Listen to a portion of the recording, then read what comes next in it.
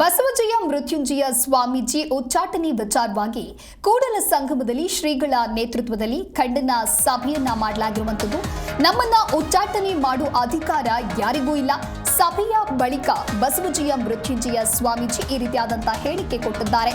ನಾನು ಭಕ್ತರ ಹೃದಯದಲ್ಲಿ ಪೀಠ ಕಟ್ಟಿದ್ದೇನೆ, ಸಮಾಜ ಬಾಂಧವರನ್ನ ಕೂಡಿಸಿ ಚರ್ಚಿಸಿ ನಿರ್ಧರಿಸುತ್ತೇವೆ ಅಂತ ಹೇಳಿ ಬಸವಜಯ ಮೃತ್ಯುಂಜಯ ಶ್ರೀಗಳು ಈ ರೀತಿಯಾಗಿ ಹೇಳಿಕೆ ಕೊಟ್ಟಿದ್ದಾರೆ.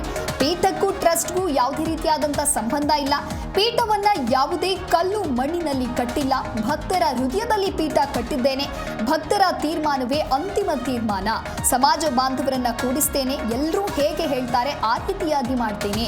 ಬಾಗಲಕೋಟೆ ಜಿಲ್ಲೆಯ ಹುನಗುಂದ ತಾಲೂಕಿನ ಕೂಡಲ ಸಂಗಮದಲ್ಲಿ ಶ್ರೀಗಳು ಈ ರೀತಿಯಾದಂತ ಹೇಳಿಕೆಯನ್ನ ಕೊಟ್ಟಿದ್ದಾರೆ. ಪಂಚಮಸಾಲಿ ಟ್ರಸ್ಟ್ ಹಾಗೂ ಸ್ವಾಮೀಜಿ ಮಧ್ಯೆ ಕಳೆದ 1 ವರ್ಷದಿಂದ ಭಿನ್ನಾಭಿಪ್ರಾಯ ಕೂಡ ಇತ್ತು. ಇತ್ತೀಚೆಗೆ ಅದು ತಾರಕಕ್ಕೇರಿತು. ಕೂಡಲ ಸಂಗಮದಲ್ಲಿ ನಿನ್ನೆ ಕಾರ್ಯಕಾರಿಣಿ ಸಭೆಯನ್ನ ನಡೆಸಿ ಟ್ರಸ್ಟ್ನ ಅಧ್ಯಕ್ಷ ಶಾಸಕ ವಿಜಯಾನಂದ ಕಾಶ್ಯಪ್ಪನವರ ಹಾಗೆ ಸದಸ್ಯರು ಸ್ವಾಮೀಜಿಯನ್ನ ಪದಚ್ಯುತಿ ನಿರ್ಧಾರವನ್ನ ಕೈಗೊಂಡಿದ್ರು. ಈ ಒಂದು ಹಿನ್ನೆಲೆಯಲ್ಲಿ ಬೇಸರವನ್ನ ವ್ಯಕ್ತಪಡಿಸಿದ್ರು ನಿನ್ನೆ ಮೃತ್ಯುಂಜಯ ಶ್ರೀಗಳು. ಇವತ್ತು ಕೂಡ ಇದೇ ವಿಚಾರವಾಗಿ ಶ್ರೀಗಳ ನೇತೃತ್ವದಲ್ಲಿ ಖಂಡನ ಸಭೆಯನ್ನ ಮಾಡಲಾಗಿತ್ತು. ಪೀಠವನ್ನು ನಾನು ಪೀಠಕ್ಕೂ ಟ್ರಸ್ಟಿಗೆ ಜಾಗ ಸಂಬಂಧ ಐತಿ ನೋಡ್ರಿ. ಪೀಠ ನಾನು ಭಕ್ತರ ಹೃದಯದಲ್ಲಿ ಕಟ್ಟಿದ್ದೇನೆ.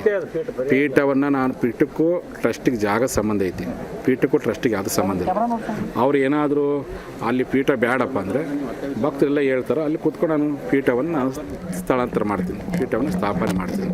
ಆ ಕಾರಣಕ್ಕೋಸ್ಕರವಾಗಿ ನಾನು ವಿನಾಕಾರಣ ನಾನು ಎಲ್ಲರಂಗೆ ಬಂಗಾರದಂಥ ಮಠ ಕಟ್ಟಿರ್ತಂತಾರಲ್ಲ, ಬಂಗಾರದಂಥ ಮಕ್ಕಳಿಗೆ ಬದುಕಾಗಬೇಕನ್ನೋ ಕಾರಣಕ್ಕೋಸ್ಕರ ಮೀಸಲಾತಿ ಹೋರಾಟ ಶುರು ಮಾಡ್ತಕ್ಕಂಥದ್ದು.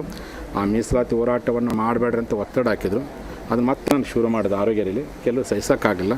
ಈ ರೀತಿಯಾಗಿರ್ತಕ್ಕಂಥ ಪ್ರಯತ್ನ ಮಾಡಿದ್ದಾರೆ ನೋಡ್ರಿ. ಪೀಠ ನಾನು ಭಕ್ತರ ಹೃದಯದಲ್ಲಿ ಕಟ್ಟಿದ್ದೇನೆ. ಪೀಠವನ್ನು ನಾನು ಪೀಠಕ್ಕೂ ಟ್ರಸ್ಟಿಗೆ ಜಾಗ ಸಂಬಂಧ ಐತಿ. ಪೀಠಕ್ಕೂ ಟ್ರಸ್ಟಿಗೆ ಯಾವುದು ಸಂಬಂಧ ಇಲ್ಲ. ಅವ್ರು ಏನಾದರೂ ಅಲ್ಲಿ